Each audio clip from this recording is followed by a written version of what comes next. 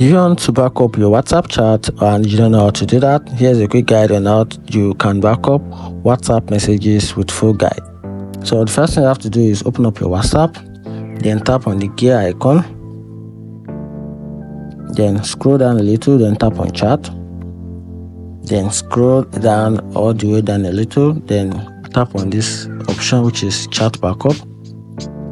Then from here, there is the chat backup size for my chat, which is around 509.9 MB. So for me to be able to do that, then I just tap on backup now. And also we would like to turn on the auto backup chat for my chat. I can just simply, if I want it to be monthly, daily or weekly, I can simply adjust that. Then also if I want to back up together with video, I can simply do that together with the encryption. Once all that is set, then I can tap on backup now. Then this will automatically back up itself. You can see. So that's it. If you find this video helpful, turn on the notification button and follow for more. Thank you.